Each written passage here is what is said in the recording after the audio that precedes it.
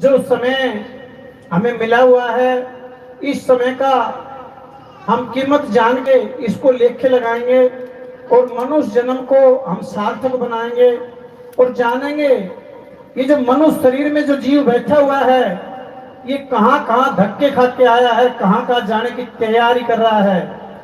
तो इसको बचाने के लिए हम साधु संतों के शरण में जाते हैं, गुरु बनाते हैं। रामायण में भी एक चौपाई है, अक गुरु बिन भव निधि तरह न कोई और जो विरंची शंकर सम होई।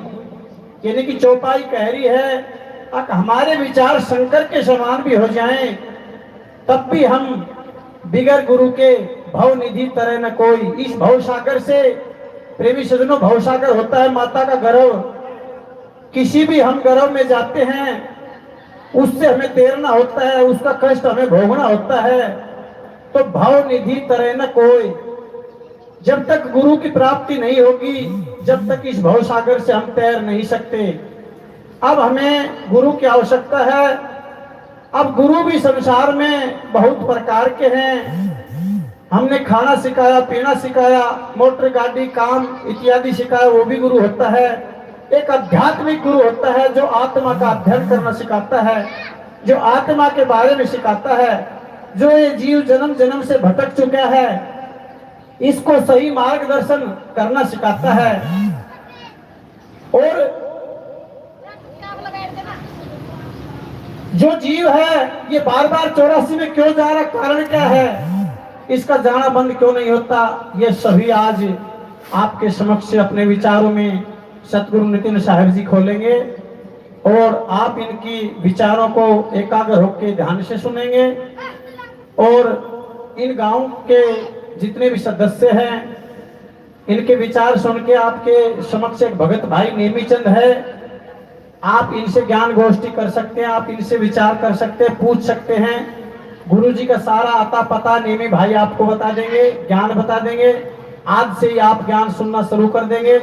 इनका चैनल YouTube पर कहत कबीर सुनो भाई साधु नितिन दास है।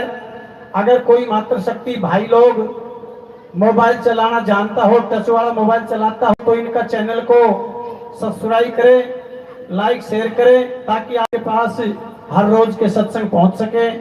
इनका चैनल YouTube कहत कबीर सुनो भाई साधु नितिन दास, जब आप ये खोलोगे तो इनके अनमोल वचन आएंगे और इस कली काल की मार से आप बच जाओगे। और अंत समय में जो दाव है, जो अंत समय में परमता परमात्मा से ध्यान बिछा हुआ है उसमें लगाने की प्रतिक्रिया आपको आ जाएगी। तो मैं ज्यादा ना कहते हुए आप उनके विचारों को सुनेंगे और एक कागज ध्यान से सुनेंगे।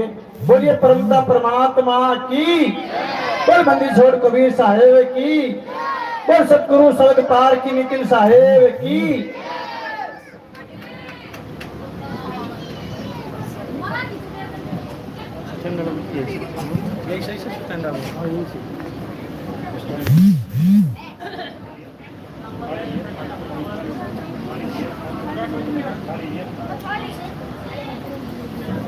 साहिबन की सतनाम। तो आज परमपिता परमात्मा की अपार कृपा से, बंदी छोड़ की अपार दया से कोटपुतली में ये मूल ज्ञान का सत्संग आयोजित किया गया है।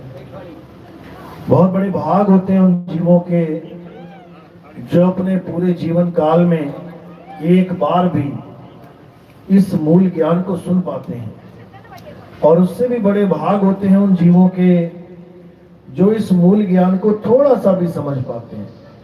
क्योंकि सुनना आसान है, आए बैठे घंटा 2 घंटा सुन के चले गए, लेकिन इसको समझना बहुत मुश्किल होता है। ये उसी की समझ में आता है ये ज्ञान जिस पर परमात्मा की कृपा हो, जिस पर बंदी छोड़ की दया हो, उस मालिक की मेहर हो।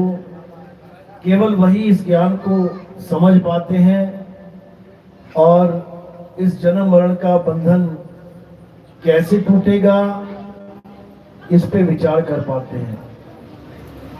बिना उसकी दया के तुम सारी उम्र भी सुनते रहोगे तब भी तुम्हें समझ में नहीं आएगा कि बताया क्या जा रहा है।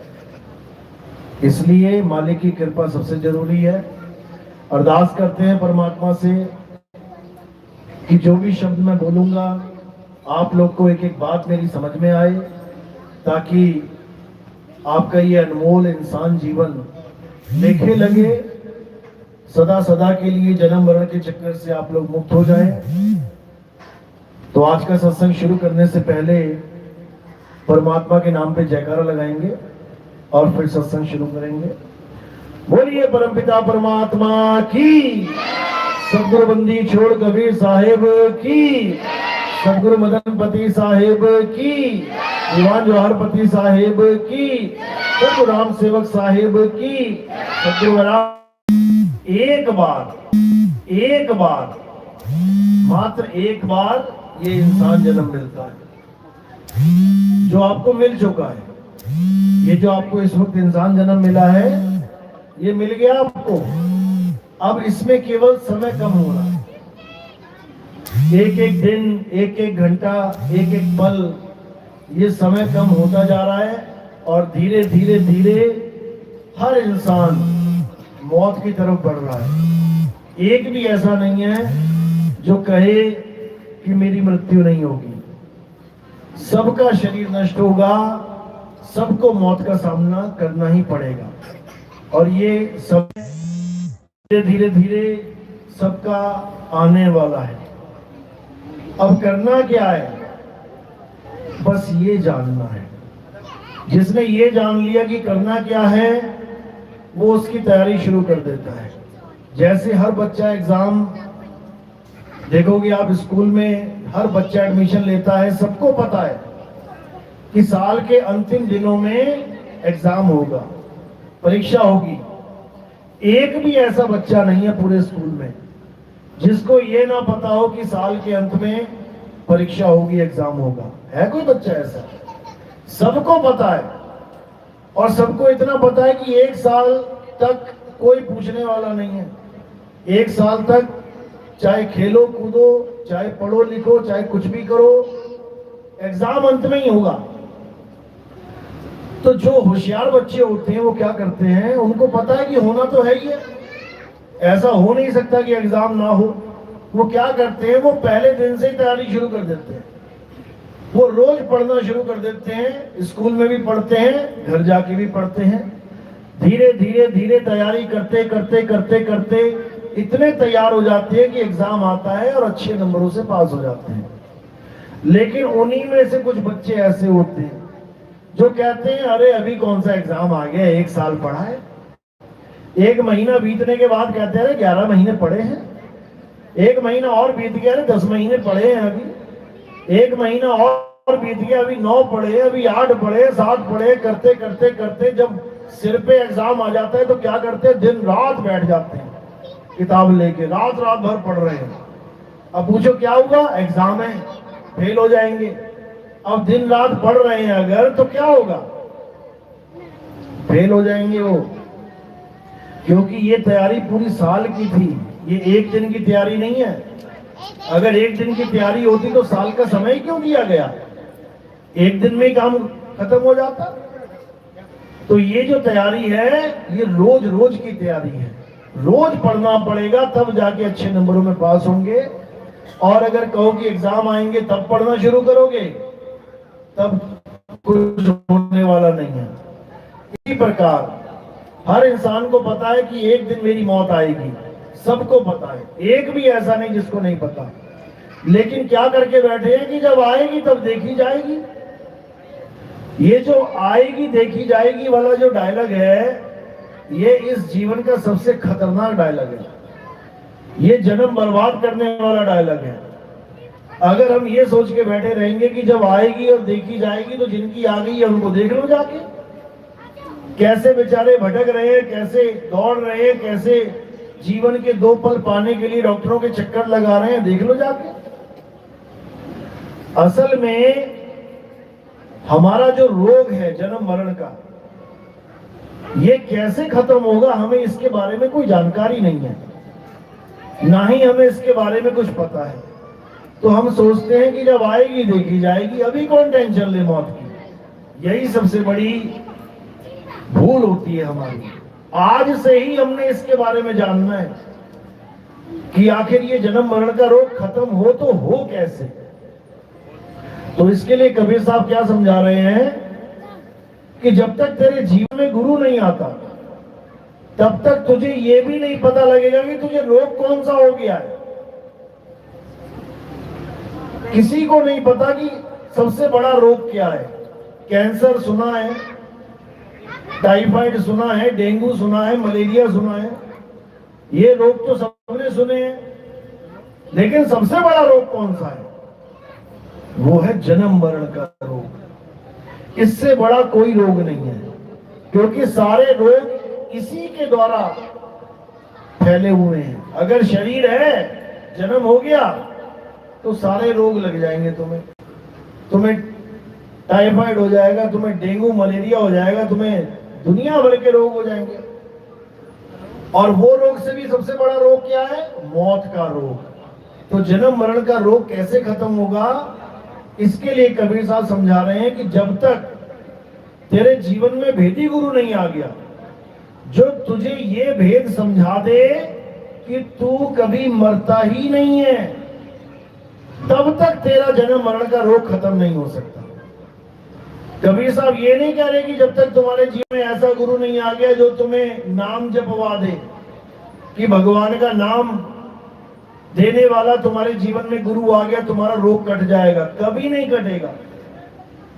आज के समय में इस दुनिया में जितने भी गुरु बैठे हैं, ये क्या कर रहे हैं? ये तुम्हें भगवानों के नाम जपवा रहे हैं। हिंदू गुरु मिल गया तो कह देगा राम राम जप लो, राधे राधे जप लो, ओम नमः शिवाय जप लो। मुसलमान गुरु मिल गया तो कह देगा अल्लाह अल्लाह जप लो, या खुदा अल्लाह जप लो। सिख गुरु मिल गया तो कह देगा बेटा वाहिगुरु वाहिगुरु जपो। ईसाई मिल गया तो कह देगा हालेलुया जपो, यहोवा यहोवा जपो। यानी जिस धर्म का गुरु तुम्हें मिल गया वो तुम्हें किसी ना किसी नाम से जोड़ देगा। अब देखने में लग रहे हैं कि चारों अलग अलग हैं, वो हिंदुओं का, वो मुसलमानों का, वो सिखों का, वो ईसाइयों का, और देखने में लग रहा है कि चारों ने अलग अलग चीजें दी हैं हमें, लेकिन ऐसा नहीं है।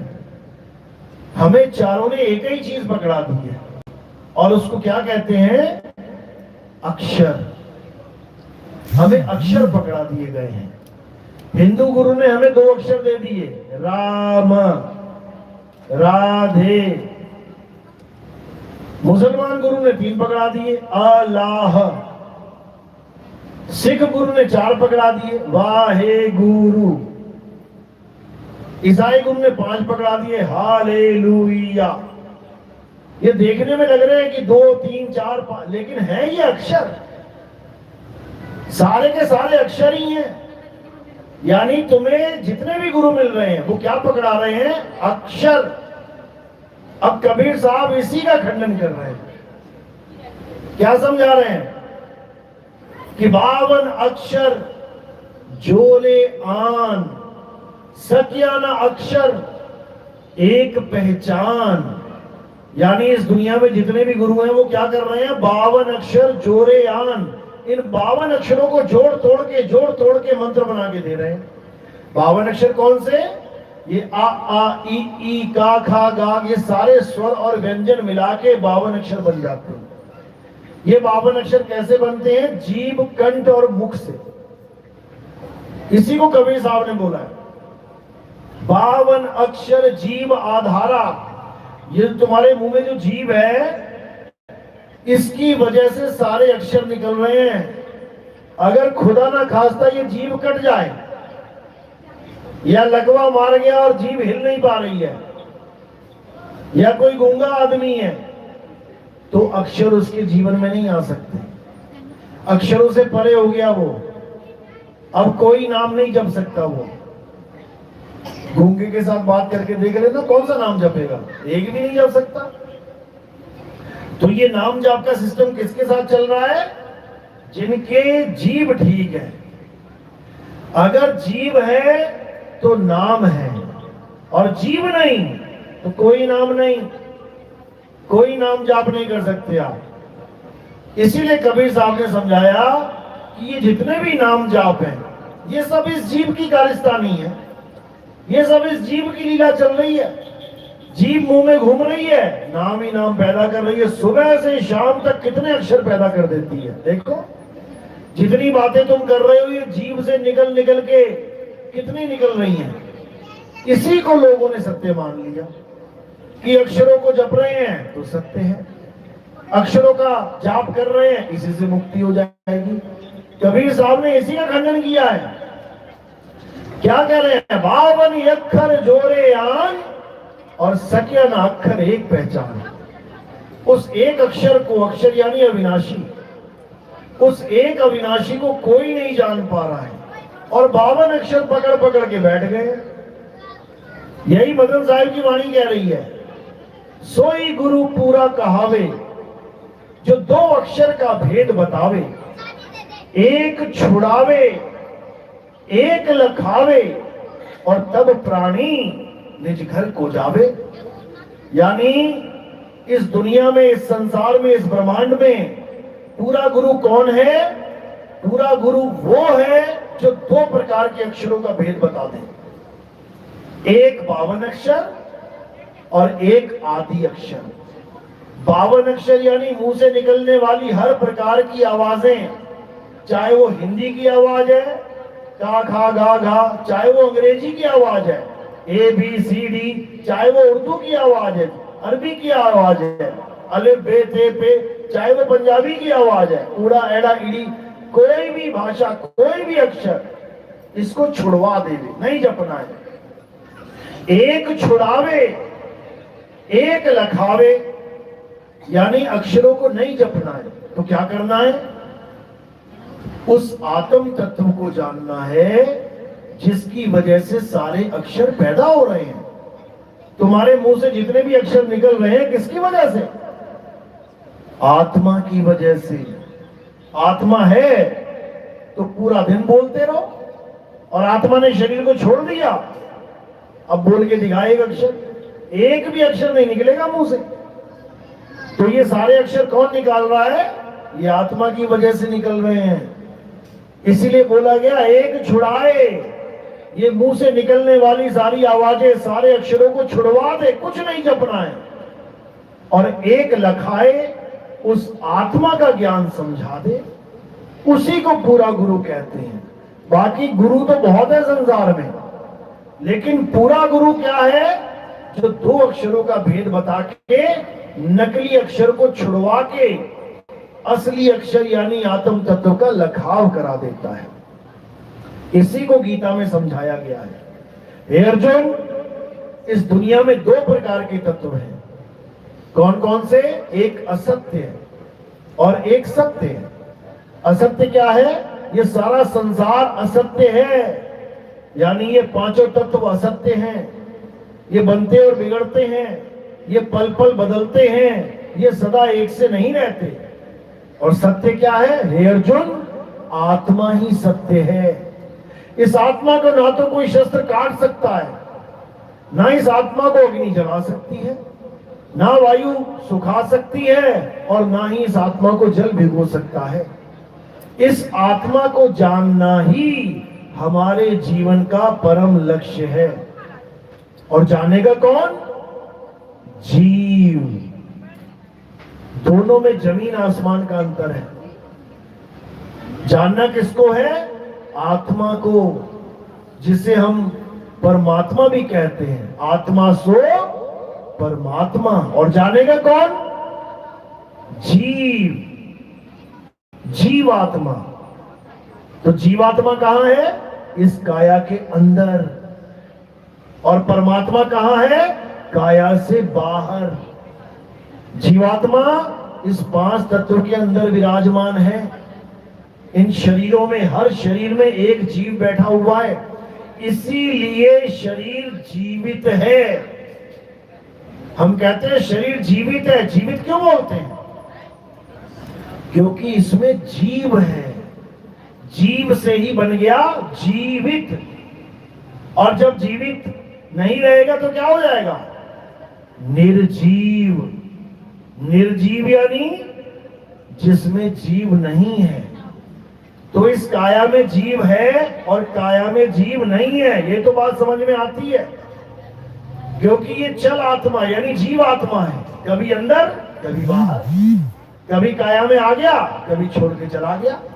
ये जो चल आत्मा है इसी को जीव आत्मा कहते हैं। और एक है अचल आत्मा।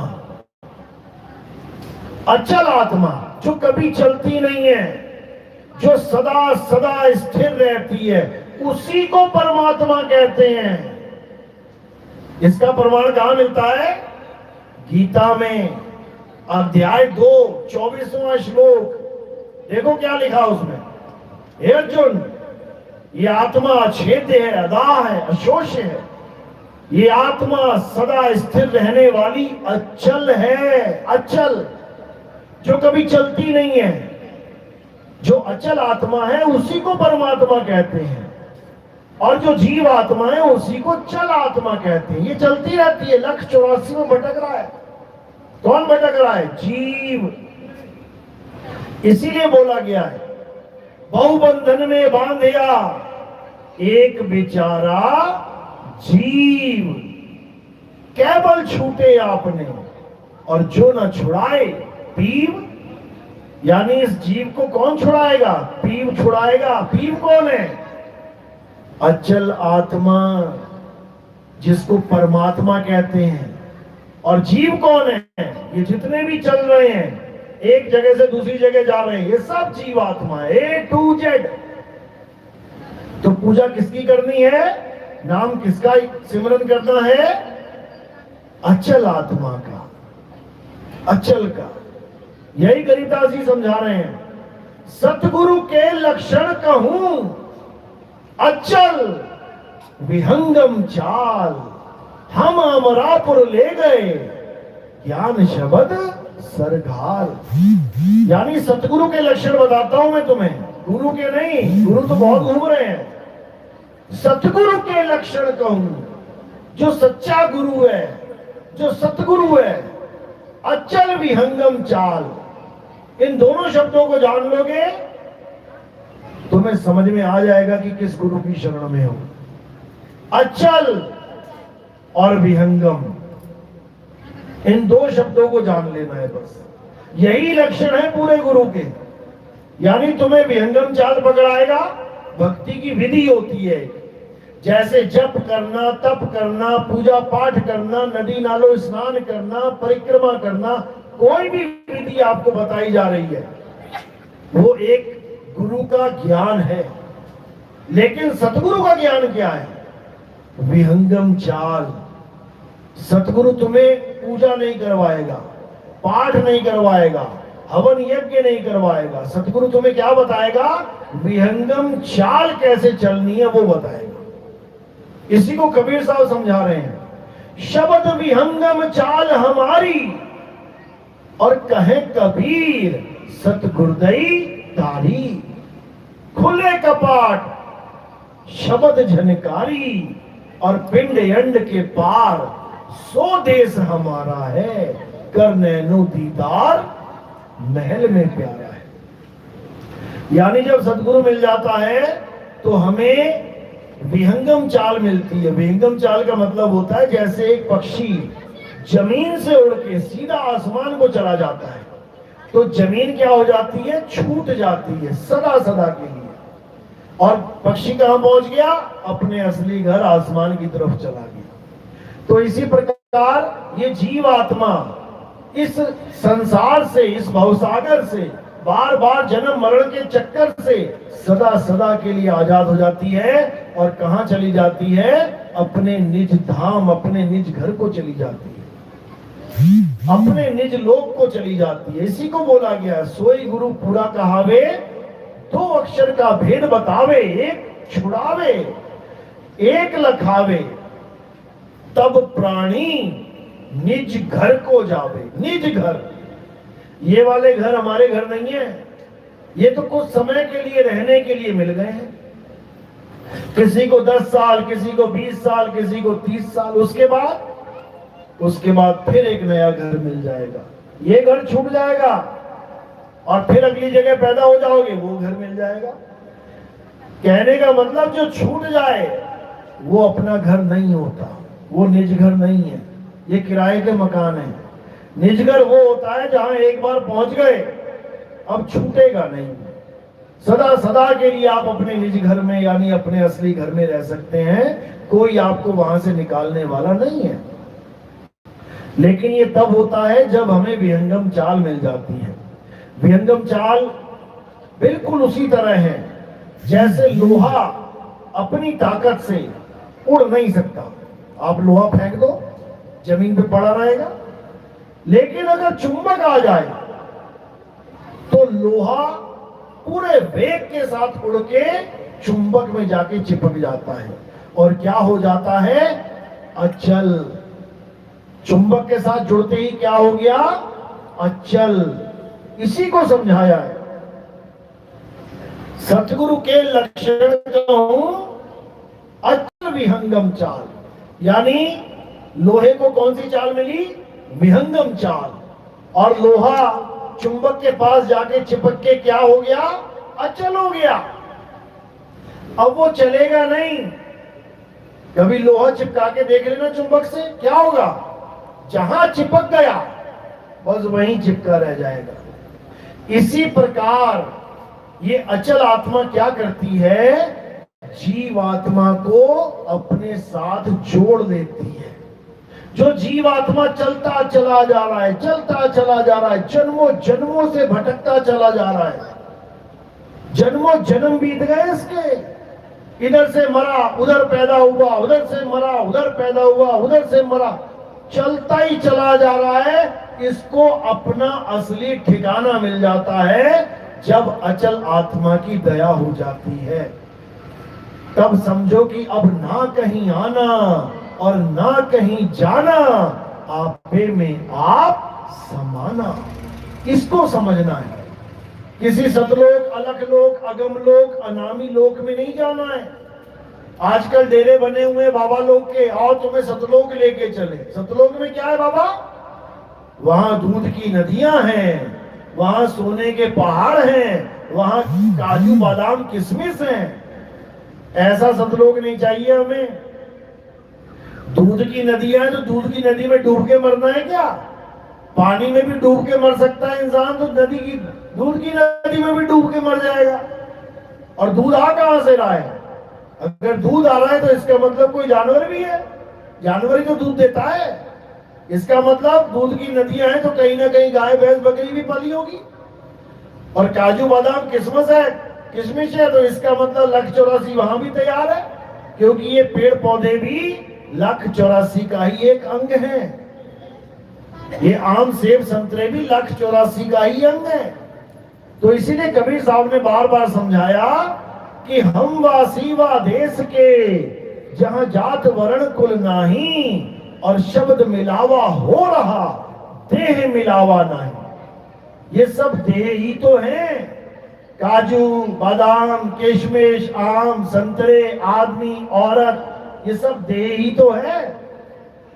कबीर साहब कह रहे हैं कि वहां पर देह नाम की कोई चीज नहीं है, क्योंकि देह नाशवान होती है। वहां पर क्या है, वहां पर केवल और केवल सत्य का पसारा है, आत्म तत्व का पसारा है। वहां आत्मा के अलावा और कुछ है ही नहीं। अचल आत्मा ही है वहां पे, इसके अलावा कुछ नहीं है। जैसे समुद्र की लहरें समुद्र के ऊपर चलती हैं, लाखों करोड़ों लहरें चल रही हैं, चलती चली जा रही हैं, चलती चली जा रही हैं, लेकिन जब वो बैठती हैं और समुद्र में समाती हैं तो वहां क्या मिला उसको, समुद्र के अलावा कुछ है ही नहीं। लहरें भी खत्म हो गई हैं, अब केवल शांत समुद्र है, उसके अलावा कुछ नहीं। इसी को कबीर साहब बार बार समझा रहे हैं, बार बार बता रहे हैं कि इस काल के लोक को, इस मृत्यु लोक को छोड़ो और अपने असली धाम पहुंच जाओ, नहीं तो एक भी बचने वाला नहीं है, सबका नंबर लगेगा। तुम्हारी आंखों के सामने देखते देखते कितने चले गए, अच्छे अच्छे तगड़े तगड़े लोग, अटैक आया, हार्ट अटैक आया, एक्सीडेंट हो गया, पता नहीं कितनों को तुम शमशान घाट छोड़ के आए हो, कितनों को तुम लकड़ियों के ऊपर रख के आए हो, और कितने और रखे जाएंगे? सारे के सारे, एक भी नहीं बचने का। लेकिन केवल जन्मना मरना ही थोड़ी नहीं है, इससे छुटकारा भी पाना है। तो छुटकारे के लिए क्या है? परमात्मा का असली नाम, जो बोलने लिखने पढ़ने में नहीं आता। वो बोलने लिखने वाला खेल नहीं है, वो 52 अक्षरों का खेल नहीं है, वो स्वर और व्यंजन का खेल नहीं है। कबीर साहब वाणी में समझा रहे हैं, स्वर व्यंजन का मेल नहीं है और 52 का ये खेल नहीं है। ये 52 अक्षरों का खेल नहीं है भाई, कि तुम्हें कोई नाम पकड़ा दिया और सारी उम्र तुम नाम ही जप रहे हो। नाम जपते जपते बर्बाद हो जाओगे। तो क्या करना है? अब नाम को छोड़ देना है और सतनाम को, असली नाम को जान लेना है। 52 अक्षरों को छोड़ देना है और आत्म तत्व को जान लेना है। इसी आत्म तत्व को सतनाम कहते हैं। सतनाम कोई जाप नहीं है, कोई मंत्र है सतनाम। सतनाम का मतलब होता है सच्चा नाम। तुम्हें तुम्हारा सच्चा नाम पता लग जाए। और तुम्हारा सच्चा नाम क्या है? तुम्हारा सच्चा नाम तुम्हारा सत्य स्वरूप है। इसीलिए कबीर साहब ने वाणी में समझाया, सत्य स्वरूपी नाम साहिब का, सो निज नाम हमारा। अगर कोई मुझे पूछे कि मेरा क्या नाम है, तो एक तो 52 अक्षरी नाम है जो मुझे किसी ने दिया है, माँ बाप ने दिया है, गुरुओं ने दिया है, पंडित जी ने दिया है। तुम्हें किसने दिए ये नाम? जो नाम तुम लेके बैठे हो, या तो माँ बाप ने दिए, रिश्तेदारों ने दिए, पंडित जी ने दिए, गुरुओं ने दिए। ये तो दिया हुआ नाम है, किसी ने दिया, तुमने लिया।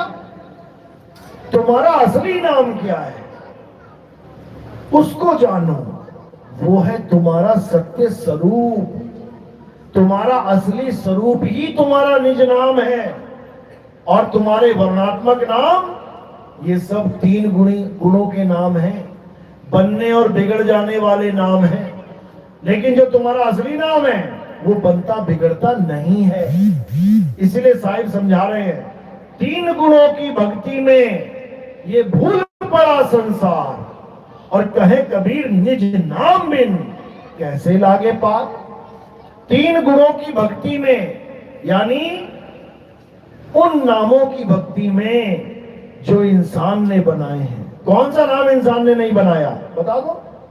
हिंदी के, पंजाबी के, उर्दू के, फारसी के, चाइनीज, जापानीज, पुर्तगीज, दुनिया भर की भाषाओं के, दुनिया भर जा रहा है। हिंदू के नाम जपे जाते हैं, अरब देश में अरबी के नाम जपे जाते हैं, बंगाल में बंगाली के नाम जपे जाते हैं, जापान में जापानी नाम जपे जा रहे हैं।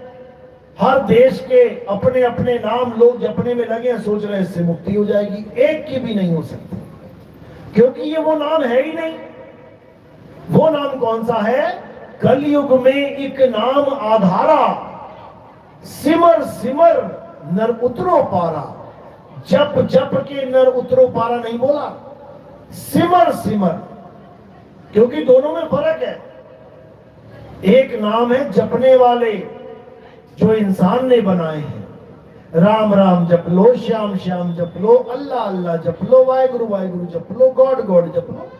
ये इंसानों ने बनाए हैं, इसलिए जपे जाते हैं। और एक नाम है जो इंसान बना नहीं सकता, उसका सिमरन किया जाता है। सिमरन यानी याद। सिमरन पंजाबी का शब्द है, कहां से निकल के आया है? संस्कृत भाषा से। सिमरन को संस्कृत भाषा में क्या कहते हैं? स्मरण। स्मरण यानी याद। कहते हैं तेरी स्मरण शक्ति बहुत तेज है, यानी तेरी याददाश्त बहुत तेज है। परमात्मा का सच्चा नाम जपने में नहीं, याद करने में आता है। याद करना है उसको। और याद किसको किया जा रहा है? अपने स्वरूप को याद करना है। अपने सत्य स्वरूप को याद करने की विधि जाननी है, ताकि मैं इस काया से परे अपने आत्म स्वरूप को जान सकूं। अभी तो काया मान के बैठ गया अपने आप को, मैं आदमी, मैं औरत, मैं बच्चा, मैं बूढ़ा, मैं जवान। अभी एक को भी नहीं समझ में आ रहा कि मैं हूं कौन। सब अपने आप को काया मान के बैठे हैं। लेकिन जब भेदी गुरु मिलता है, वो समझाता है कि तू काया नहीं है। तू कौन है? तू आत्मा है। काया तो खत्म हो जाएगी एक दिन, तू खत्म होने वाला नहीं है। काया तो मर जाएगी एक दिन, तुम मरने वाले नहीं हो। इसीलिए लिखा जाता है कार्ड में, मेरी माता का देहांत हो गया। आत्मांत क्यों नहीं लिखा जाता? मेरी माता का देहांत यानी देह का अंत हो गया। आत्मा का अंत क्यों नहीं लिखा जाता कि मेरी मां की आत्मा का अंत हो गया? आत्मा का अंत हो ही नहीं सकता, केवल देह का अंत होता है। आत्मा कभी नहीं मरती। लिखा जाता है मेरी मां का स्वर्गवास हो गया। स्वर्गवास का मतलब ये नहीं होता किसी की मां मर गई। अगर मर गई होती तो वास कैसे करेगी स्वर्ग में? स्वर्गवास का मतलब होता है स्वर्ग में वास करना, यानी जमीन से वास खत्म, अब स्वर्ग में वास शुरू। इसका मतलब ये नहीं कि मौत हो गई। इसी को जानना है। तो जो अपनी आत्मा को जानने के लिए आगे बढ़ते हैं, उन्हें आत्म ज्ञान प्राप्त होता है। और जो जंत्रों मंत्रों तंत्रों में उलझे रह जाते हैं, उन्हें 84 लाख योनियों में जाना पड़ता है। उन्हें नाना प्रकार की देह धारण करने पड़ते हैं। इसीलिए कबीर साहब ने बार बार समझाया, कहते हैं जल में मीन प्यासी, मोहे देखत आवे हांसी। आत्म ज्ञान बिना नर भटके, कभी काबा कभी काशी। यानी इस दुनिया में जितने भी लोग देखने में लग रहा है कि वो बड़े धार्मिक हैं, बड़े बड़े धर्म स्थानों पे जा रहे हैं, लेकिन कबीर साहब की नजर में उनको क्या बोला गया है, क्या किस प्रकार देखा गया है? कहते हैं आत्म ज्ञान बिना नर भटके। भटके, उनको भटकने की संज्ञा दे दी गई। क्यों? जैसे हीरे की अंगूठी तुम्हारे घर में पड़ी है और तुम गली गली ढूंढ रही हो। अब जो जानकार है कि वो अंगूठी कहां पड़ी है, उसकी नजर में तुम क्या कर रहे हो? तुम भटक रहे हो, गली गली में भटक रहे हो, और भटकने के बाद भी नहीं मिलेगी। क्यों? क्योंकि वो गली में है ही नहीं। वो कहां पे है? वो तुम्हारे घर में है। इसीलिए कह रहे घट में पड़ी वस्तु नहीं सूझे, और बाहर ढूंढ जासी, जल में मीन प्यासी, मोहे देखत आवे हांसी। यानी जिस परमात्मा को ढूंढने के लिए तुम पता नहीं कहां कहां जा रहे हो, कोई पहाड़ों पे चढ़ता चला जा रहा है, कोई नदियों में छलांगे मारता जा रहा है, कोई जंगलों में भटकता चला जा रहा है, और जिस परमात्मा को ढूंढना चाहता है वो परमात्मा तेरे घट में विराजमान है, वो तेरे पास है। वो को कहां ढूंढे रे बंदे, मैं तो तेरे पास में। ना मैं जप में ना मैं तप में, ना तो किसी प्रकार का जप करो और ना ही किसी प्रकार का तप करो। ना मैं जप में ना मैं तप में, और ना मैं व्रत उपवास में। किसी प्रकार का व्रत और उपवास भी मत करो। तो क्या करो? मोह को कहां ढूंढे रे बंदे, मैं तो तेरे पास में। भेदी गुरु से ज्ञान लेके जो वस्तु मेरे पास है उसको ढूंढना चालू कर दो, 101% मिल जाएगी। लेकिन अगर वेदी गुरु नहीं मिला तो जपी तपी सन्यासी मिल जाएगा। वो फिर तुम्हें उलझा देगा जप में, तप में, पूजा में, पाठ में। इसलिए बार बार क्या समझा रहे हैं कि तेरा साईं तुझ में है, जाग सके तो जाग। कैसे है तुझ में? ज्यों तिल माही तेल है और ज्यों चकमक में आग। अब तिल के दाने में तेल है, लेकिन तिल के दाने में नहीं ढूंढा जा रहा है, वो गलियों में ढूंढ रहे हैं, कभी नहीं मिलेगा। कह रहे कस्तूरी कुंडल बसे और मृग ढूंढे वन माही, ऐसे रमता राम है ये दुनिया जाने नहीं। जैसे कस्तूरी कुंडल यानी हिरण की नाभि में कस्तूरी है, लेकिन हिरण सारी उम्र नहीं जान पाता कि खुशबू कहां से नहीं है, और बेचारा भटकता भटकता भटकता बन बन एक दिन मर जाता है। इसी प्रकार ये जो तुम्हारे हाथ चल रहे हैं, पैर चल रहे हैं, आंखें चल रही हैं, कान चल रहा है, इसका मतलब कोई चीज पास है जिसकी वजह से हाथ पैर चल रहे हैं। उस चीज को ढूंढना है। पंखा घूम रहा है, इसका मतलब करंट पास नहीं है। बल्ब जल रहा है, इसका मतलब करंट पास नहीं है। अब उसी को ढूंढना है, तब कल्याण होगा, नहीं तो नहीं होगा। तो साहिब इसी को समझा समझा के चले गए, लेकिन ये भोला जीव, ये बेचारा जीव सत्य को जान ही नहीं पाया, और मंत्रों में, जंत्रों में, पूजा पाठ में, इसी में जीवन बर्बाद करके चला गया। ऐसा नहीं है कि ये गलत है। कोई कहे जी पूजा नहीं करना है जी, फिर क्या करें, पाठ नहीं करें तो क्या करें, हम तो यही करते आए हैं। शुरुआत इसी से होती है। पूजा करो, पाठ करो, हवन करो, यज्ञ करो। मुसलमान है तो नमाज पढ़ो, सिख है तो मंत्र जपो, वाहेगुरु वाहेगुरु, ईसाई है तो चर्च जाओ। शुरुआत ऐसे ही होती है, लेकिन अंत नहीं होना चाहिए ऐसा। शुरुआत आंगनबाड़ी से होती है। बच्चा स्कूल में जाता है, शुरुआत नर्सरी से होती है, लेकिन अंत नर्सरी में नहीं होना चाहिए। अगर अंत भी नर्सरी में हो गया तो तुम कभी नौकरी प्राप्त नहीं कर पाओगे। नर्सरी का बच्चा ये सोच के कि मैं तो 1 साल पढ़ाई कर ली, मैंने बहुत पढ़ लिया, वो कभी नौकरी नहीं लग पाएगा। इसी प्रकार अगर कोई कहे कि मैं केवल मंदिर, मस्जिद, गुरुद्वारे, चर्च में जा रहा हूं, इतना बहुत है मेरे लिए, तो बहुत नहीं है भाई। फिर गीता में बोलने की जरूरत ही नहीं थी कि हे अर्जुन, इस आत्मा को जानो, आत्मा को पहचानो। अध्याय 3 17वां श्लोक क्या कह रहे हैं? हे अर्जुन, जो अपनी आत्मा में रमण करते हैं, जो अपनी आत्मा में तृप्त हैं, जो अपनी आत्मा में संतुष्ट हैं, उनके लिए कोई धार्मिक कर्म करते हुए लागू ही नहीं होता।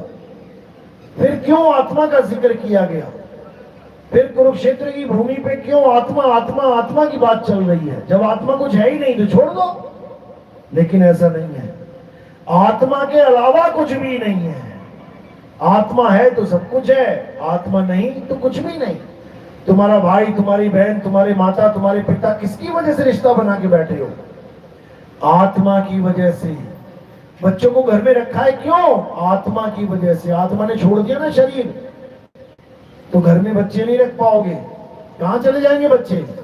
शमशान घाट पहुंच जाएंगे। मां क्यों रह रही है घर में? क्योंकि आत्मा है। पिताजी क्यों रह रहे घर में? आत्मा है।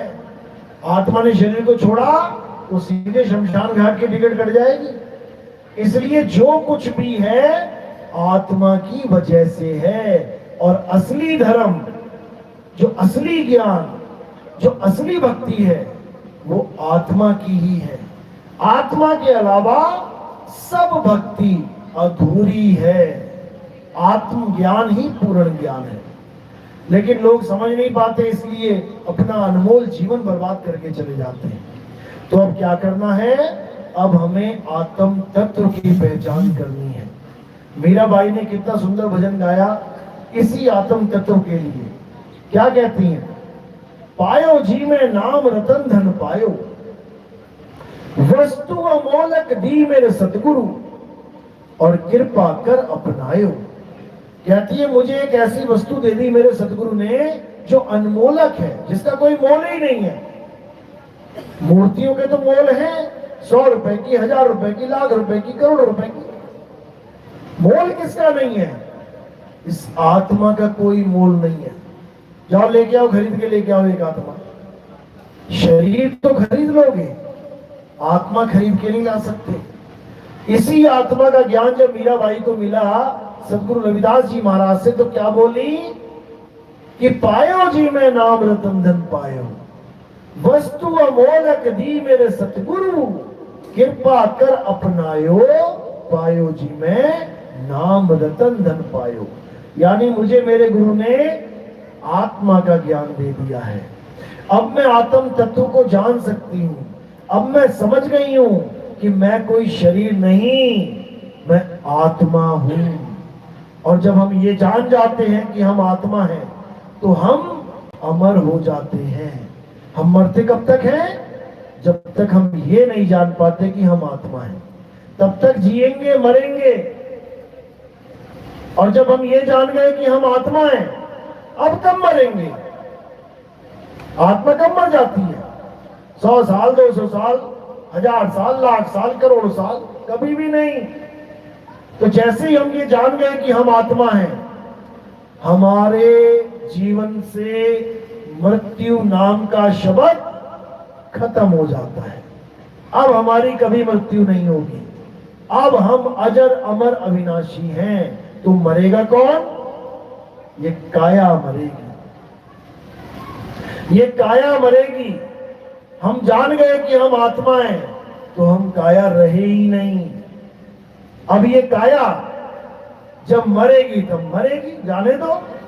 तुम अपने ज्ञान में रहो, तुम अपने ध्यान में रहो, तुम निज स्वरूप में रहो, फिर देखो क्या आनंद है।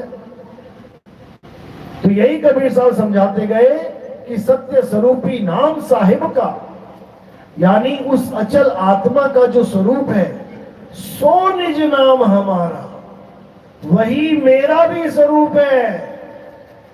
लेकिन इस संसार में, भवसागर में, एक जीव आत्मा बन के टहल रहे हैं। बस फर्क इतना है, यानी समुद्र जो है वही लहर है, बस लहर चल रही है। फर्क इतना है, समुद्र को सब एक कहते हैं और लहरों को अनेक कह देते हैं। हजारों लाखों लहरें हैं, लेकिन समुद्र एक है। इसी प्रकार लाखों करोड़ों जीव हैं, लेकिन परमात्मा एक है। अब जो जीव उस अचल में रमता जाएगा, वो अचल होता जाएगा। जो लहर हवा का साथ छोड़ के समुद्र में समाएगी, वो समुद्र ही होती जाएगी, वो लहर रहेगी नहीं। इसीलिए ये जीव मालिक की भक्ति करके जीव रहता ही नहीं है। तो कहते हैं, जब मैं था तब हरि नहीं, अब हरि है, मैं नहीं। दोनों भावों को समझा दिया। जब तक मैं जीव अवस्था में भटक रहा था, अपने आप को जीव मान रहा था, जीव की पूजा में लगा हुआ था, तब तक मैं अचल को जानता ही नहीं था। और जब मैं अचल को जान लिया, तो कहते मैं ही हो गया राम, मैं ही हो गया लाल। लाली मेरे लाल की जित देखूं तित लाल, और लाली देखन में गई, मैं ही हो गई लाल। यानी हमें अपना सत्य स्वरूप पता लग गया। अब हमें दोनों अवस्थाओं का ज्ञान हो गया, जीव क्या है और पीव क्या है। इसी को साहिब ने, गरीबदास जी महाराज ने समझाया कि कोटि तो ब्रह्मा भय और कोटि भय ईश, साहिब तेरी बंदगी से ये जीव होए जगदीश। यानी जब सच्चे साहिब की बंदगी मिल जाती है, जब सच्चा नाम मिल जाता है, तो ये चल आत्मा अचल हो जाती है। अब इसका आना जाना सदा सदा के लिए खत्म हो जाता है। इसका बार बार इस नाशवान देह को धारण करना और छोड़ना खत्म हो जाता है। ये जन्म मरण का खेल खत्म हो जाता है और सदा सदा के लिए परमात्मा के चरणों में लीन हो जाता है। परमात्मा यानी अचल आत्मा, उसी को परमात्मा कहते हैं। मेरी बात समझ में आ रही है या हवा में जा रही है ऊपर से? किस किस के समझ में आ रही है? हाथ खड़ा करो जरा। बहुत अच्छी बात है, क्योंकि अगर एक लाइन भी समझ में आ गई तो समझ लो कि बीज पड़ गया। बीज पड़ गया तो समझ लो पेड़ उगेगा। भले आज ना समझ में आए सारी बातें, लेकिन धीरे धीरे धीरे कहते हैं, धीरे धीरे रे मना, धीरे धीरे रे मना, धीरे सब कुछ होए और माली सींचे 100 घड़ा ऋतु आए फल होए। तो अगर बीज पड़ गया है तो एक दिन ये पूरा पेड़ बन के तैयार हो जाएगा। लेकिन कब होगा? केवल बीज डालने से थोड़ी नहीं हो जाता है, और भी कुछ करना पड़ता है। क्या करेंगे? खाद डालेंगे, पानी डालेंगे, मौसम आएगा तो बीज अंकुरित हो जाएगा। इसी प्रकार आज बीज डल गया है, अब क्या करना है? अब सत्संग सुनना है। तो हमारा सत्संग YouTube चैनल कहत कबीर सुनो भाई साधो नितिन दास, या फिर लिखेंगे नितिन दास के सत्संग तो आपको हजारों सत्संग मिल जाएंगे, हजारों। 2018 से हजारों सत्संग YouTube पे डाले जा चुके हैं। बस सुनते जाओ, सुनते जाओ, सुनते जाओ, एक एक बात अपने आप समझ में आने लग जाएगी। और कोई ये गलती से भी ना सोचे कि हम किसी के विरोधी हैं, ये तो हमारी पूजा पाठ छुड़वा रहा है। बिल्कुल नहीं। पूजा पाठ एक चरण है, आत्मज्ञान दूसरा चरण है। पूजा पाठ शुरुआत है, आत्मज्ञान अंत है। बच्चों की शुरुआत कैसे होती है? आंगनबाड़ी से, नर्सरी से, LKG, UKG शुरुआत है। ये भी एक चरण है, पढ़ना जरूरी है। लेकिन अंत कहां करना है? MBBS बन जाओ, डॉक्टर बन जाओ, इंजीनियरिंग करो, इंजीनियर बन जाओ, PhD करो, डॉक्टरेट लग जाएगा। अंत कहां करना है? हायर स्टडीज में, तब जाके जीवन सफल होगा। तो इसलिए शुरुआत भले कहीं से भी की हो कोई बात नहीं, लेकिन अंत अचल आत्मा पे ही होना चाहिए। बोलिए परमपिता परमात्मा की सदा ही जय हो। साहिब बंदी सतनाम। अब आरती का समय है। आरती कैसे करते हैं समझ लो।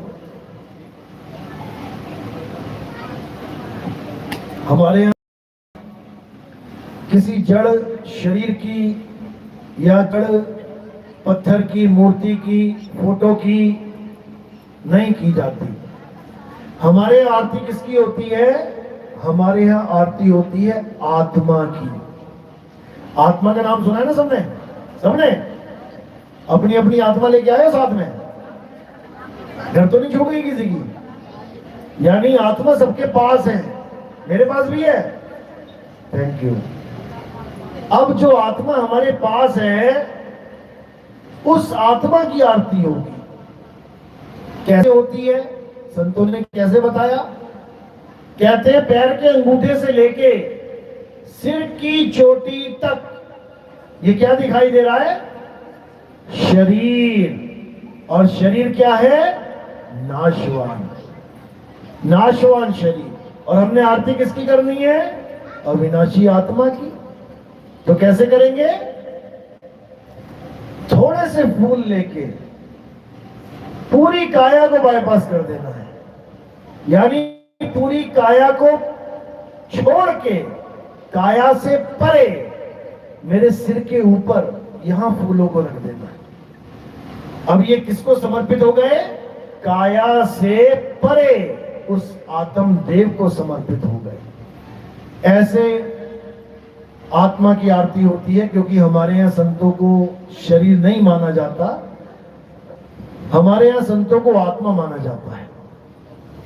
कहते संत हमारी आत्मा, हम संतन के जीव, और संतन हम में रम रहे।